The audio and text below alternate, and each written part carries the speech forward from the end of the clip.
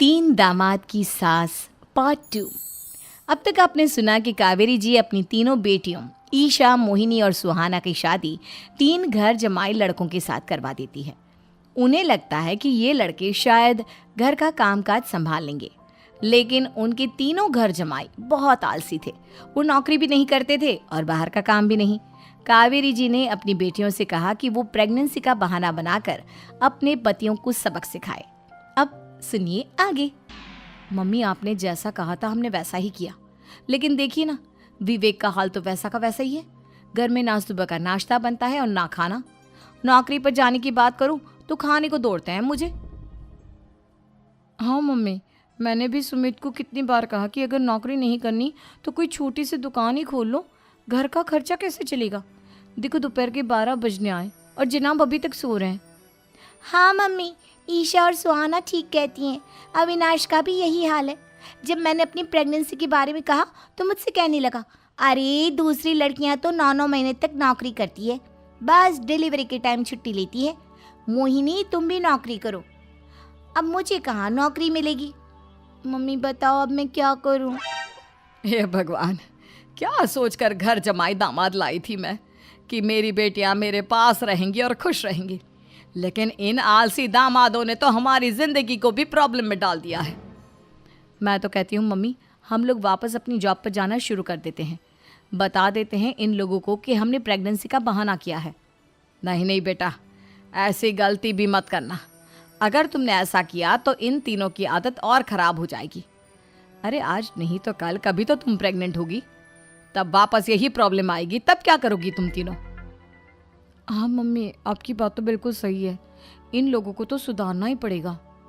लेकिन कैसे? अपने बच्चों के आने की खबर सुनकर भी इन लोगों पर कोई असर नहीं हो रहा। पैसे कमाने के लिए घर से बाहर निकलना ही नहीं चाहते ये तीनों।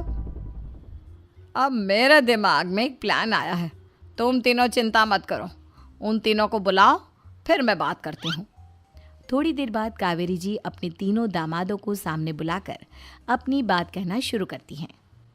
अविनाश, सुमित और विवेक, देखो बेटा, मैं ना तुम तीनों से बड़ा प्यार करती हूँ, इसीलिए तो तुम्हें घर जमाई बना कर रखा है मैंने। अरे मम्मी जी, सीधे सीधे कहिए ना, क्या बात है? प्यार तो हम भी आपको बहुत करते हैं। अरे मम्मी जी, आपकी इज्जत भी बहुत करते हैं। अरे भाई, आपके जैसी सास और कमाने वाली बीवी सबको मिलती है क्या? हाँ मम्मी, विवेक और सुमित ठीक कह रहे हैं। आपकी बेटी से शादी करके मेरी तो ज़िंदगी ही अच्छी हो गई है। जानती हूँ मैं, और ये भी जानती हूँ कि तुम तीनों अपने अपनी बीवियों से बहुत प्यार करते हो। बेटा, बात ऐसी है कि हमारे कुल गुरु ने कहा है कि प्रेग्नेंट होने के बाद मेरी तीनों बेटियाँ शुरू के 4 महीने हमारे गांव में जाकर रहेगी, जहाँ मेरे चाचा जी रहते हैं। अरे लेकिन क्यों मम्मी, गांव में जाकर रहने की क्या ज़रूरत है इन तीनों को? वो क्या है ना बेटा, हमारे परिवार को एक श्राप है। अगर मेरी बेटियों ने यहाँ पर बच्चा पैदा करने की कोशिश की तो उनके बच्चों को कुछ भी हो सकता है। इसलिए अब से लेकर 4 महीने पूरे होने तक इन्हें गांव वाले घर में रहना पड़ेगा। हाँ, तो इसमें प्रॉब्लम क्या है मम्मी जी? हम भी वहाँ जाकर रहेंगे, पिकनिक मनाएंगे। अरे भाई, बीवी जहाँ हम भी वहाँ।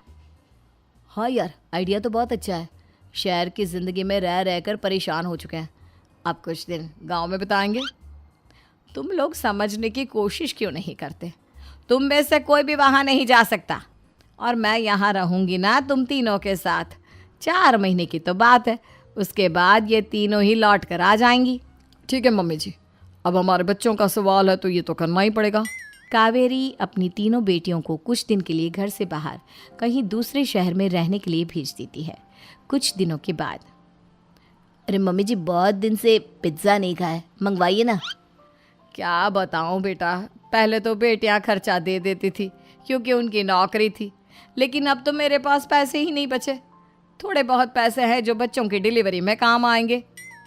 लेकिन मम्मी जी, आपकी बेटियों को वापस आने में तो अभी बहुत वक्त बाकी है। वही सोच सोच कर परेशान हो रही हूँ। सोच रही हूँ कल से दूध भी बंद करवा देती हूँ। अब दूध वाले को देने के लिए पैसे भी तो नहीं है ना। अरे नहीं नहीं मम्मी जी, अगर दूध भी बंद करवा दोगी तो मुझे चाय कहाँ से मिलेगी?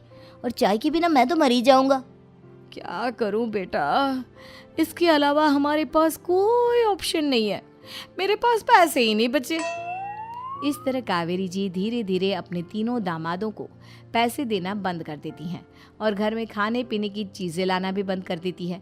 अब वो तीनों बुरी तरह से परेशान होने लगे थे और इसलिए एक दिन तीनों प्लान करके घर से बाहर निकलते हैं और बाजार में जाने के बाद यार अच्छा खाना खाए हुए कितने दिन हो गए, पता नहीं कब अच्छा खाना मिलेगा। हमारी बीवियों के जाने के बाद तो हमारी हालत भिखारियों जैसी हो गई है यार। कुछ भी हो, मुझे तो आज पिज्ज़ा खाना ही खाना है।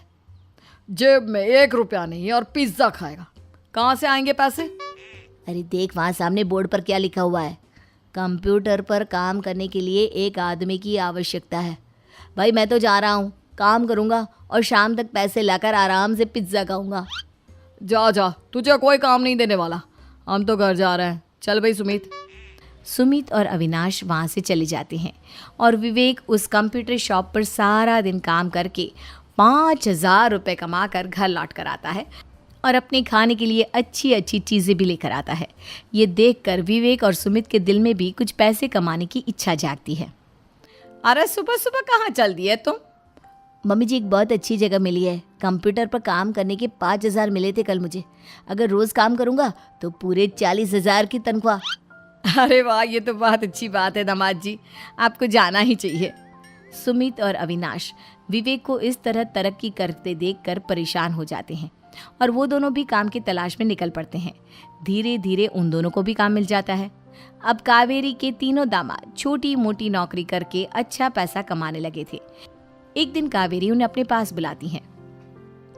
अरे वाह, विवेक 40,000 कमा लेता है, अविनाश 60,000 और सुमित तुम भी 40,000 के आसपास कमा ही लेते हो। कुल मिलाकर तुम अच्छे खासे पैसे कमा रहे हो बेटा। हाँ मम्मी जी, बहुत मज़ा आता है जब महीने के एंड में मोटी रकम हाथ में आती है। पूछिए मत मम्मी जी, घर में रहकर रोटी बना बना कर औरतों जैसा महसूस होने लगा था मुझे तो। हाँ बेटा, तुम तीनों की बात तो बिल्कुल ठीक है और जानते हो अब तुम तीनों की पत्नियां भी वापस लौट कर आने वाली है।